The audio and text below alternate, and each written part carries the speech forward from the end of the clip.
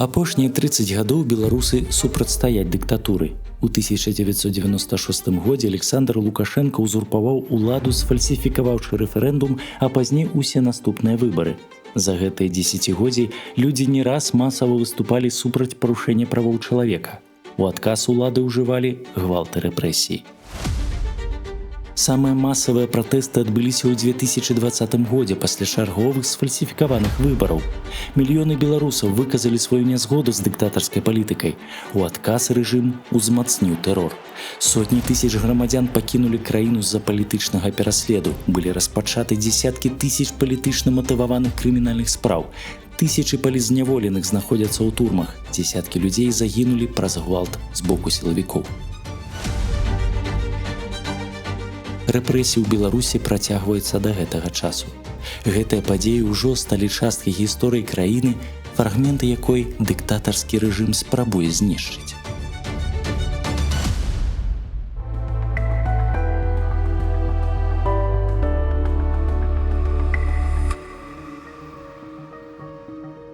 Музей вольнай Беларусі ў Варшаве – гэта унікальны праект, створаны беларусамі ў эміграцыі.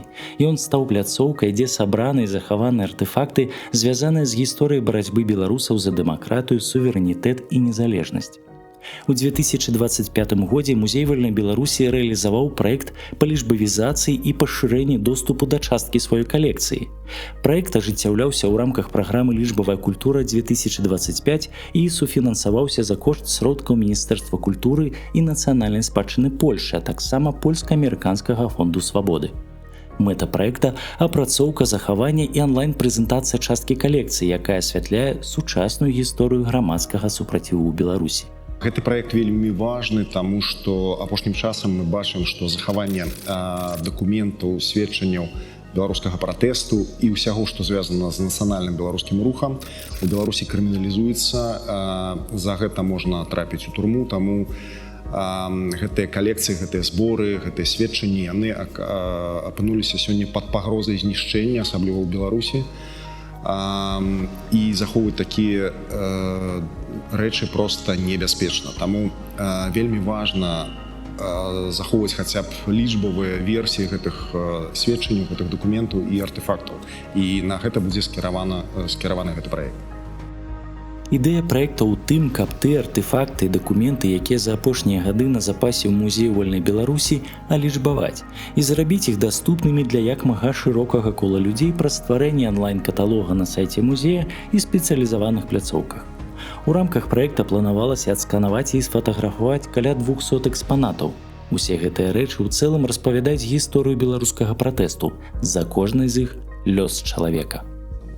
Так, это рэчы палітвязняў, так? Это Класковской. Ольга Класковская. С турмы.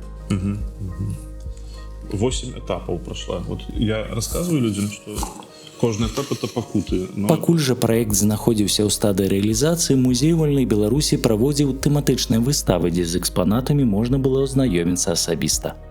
Гэта рэканструкцыя турэмнага калідору, і тут у Музеі вольнай Беларусі экспануюцца рэчы былых палітвязняў. Мы бачым розныя тут наборы асабістых рэчаў. А з гэтага боку рэчы роба і сукенка палітвязняў. Мы бачым на іх нашытыя жоўтыя біркі. Гэта як рабілі нацысты ў нямецкай Германіі.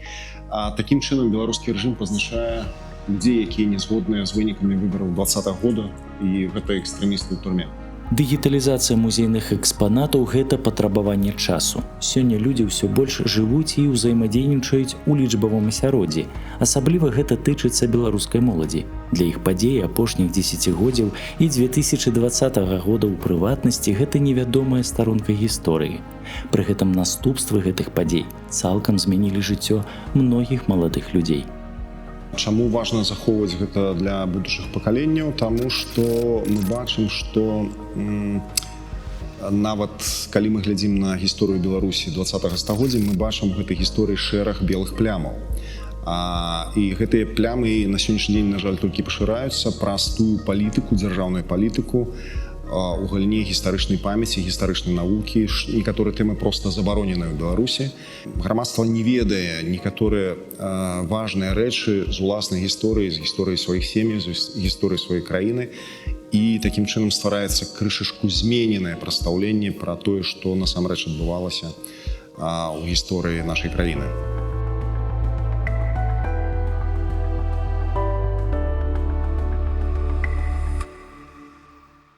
Дыгіталізацыя то есть попросту. Дыгіталізацыя гэта проста фатаграфічная або візуальная дакументацыя. У сувязі з гэтым мы павінны дакументаваць, як гэта сапраўды выглядае. Правда wygląda. Дыгіталізацыя музейных экспанатаў вельмі складаны працэс, які патрабуе уважлівасці і дакладнасці. Яго задача максімальна дакладна перадаць усю інфармацыю пра аб'ект у лічбавы файл.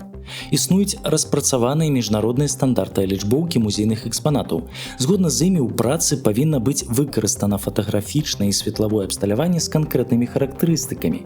Рэгламентаваныя працэсы лічбоўкі і апрацоўкі файлаў, вызначаны патрабаванні да захоўвання, архівавання і публікацыі матэрыялаў.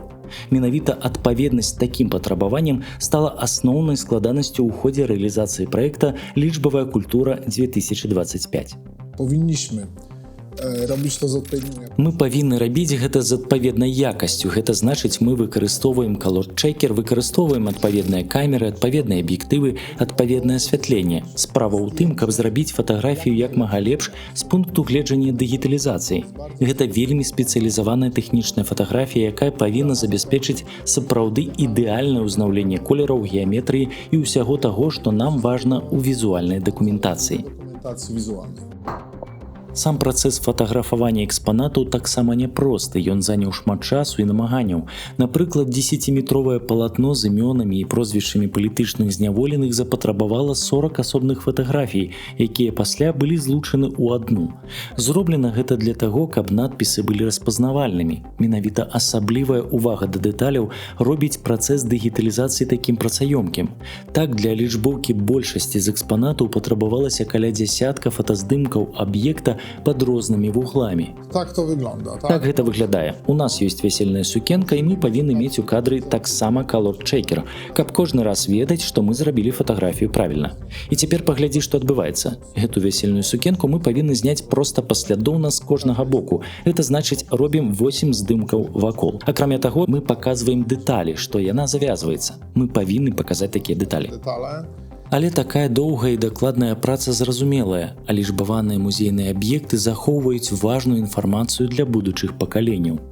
Dlatego są ważne. Таму важныя падрабязнасці, бо гэта музейны аб'ект. Гэта значыць, што праз 20, 30 ці 50 гадоў трэба будзе вярнуцца да гэтага. Гэта ваша гісторыя, і справа ў тым, каб гэтую гісторыю захаваць і захаваць яе правільна, выкарыстоўваючы найлепшы спосаб. Być jak najlepszy sposób.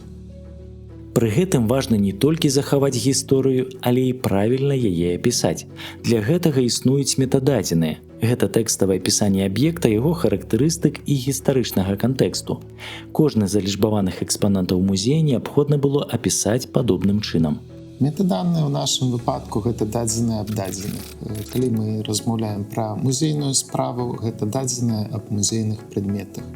Фактычна, гэта тая ж самая інфармацыя, якая ўпісваецца ў інвентарную кнігу, якая ўключае сабе інвентарны нумар, назву прадмету, вытворцу прадмету, матэрыял, тэхніку, памеры і аўтарскія правы. Метададзены выкарыстоўваецца як для запаўнення інвентарных кнігаў, так і, напрыклад, потым для выкарыстання анатацыі. Галоўная мэта метададзеных, каб яны былі напісаны без памылак і вельмі простымі, зразумелай мовай, каб нават праз 30 гадоў, калі гэтыя метададзеныя чыніў чалавек, які не з'яўляецца спецыялістам в гэтай галіне, ён мог все цудоўна зразумець.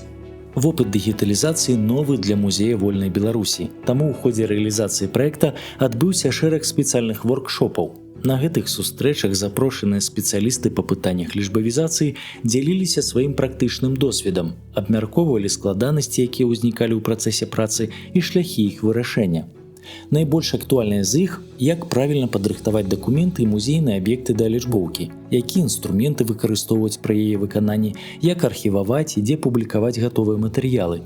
Удзельнікі праекта «Лічбавая культура 2025» спадзяюцца, што такія воркшопы працягнуцца і пасля заканчэння праграмы і запрашаюць далучыцца да сустрэч усіх ахвотных. Мы хацім увогуле зрабіць такую суполку і бачыць на гэтых воркшопах, якія будуць працягвацца увогуле ўсіх беларусаў, якія цікавяць лічбавая культура. Вынікам працяглай і карпатлівай працы стаў онлайн-каталог. Тыя, каму цікавая гісторыя станаўлення грамадскай супольнасці ў Беларусі апошніх дзесяцігоддзяў, цяпер могуць азнаёміцца з экспанатамі на абноўленым сайце музея. Кожны артефакт мае апісанне яго паходжання, культурны і палітычны кантэкст на 3 мовах – беларускай, польскай і ангельскай. А гісторыі некаторых з прадметаў можна нават пачуць праз функцыю аўдыёгід, дзякуючы супрацоўніцтву і падтрымцы вядомых беларускіх акцёраў. Ліст палітзняволенай Вольгі Такарчук. Ліст быў напісаны палітзняволенай Вольгай Такарчук перад выхадам з турмы самой сабе на волю.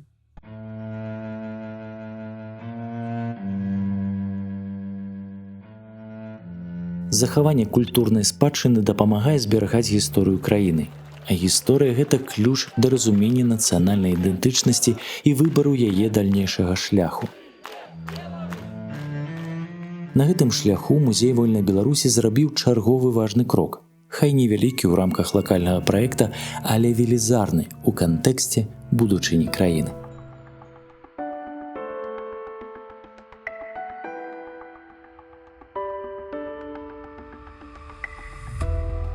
Музей вольнай Беларусі выказвае шчырую падзяку Міністэрству культуры і нацыянальнай спадчыны Польшчы, а таксама польска-амерыканскаму фонду свабоды за фінансаванне праекта.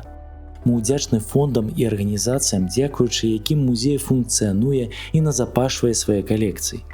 Вялікі дзякуй кожнаму беларусу і беларускі, якія перадаюць у музей свае каштоўныя артефакты. Разам мы захоўваем тое, што не павінна знікнуць.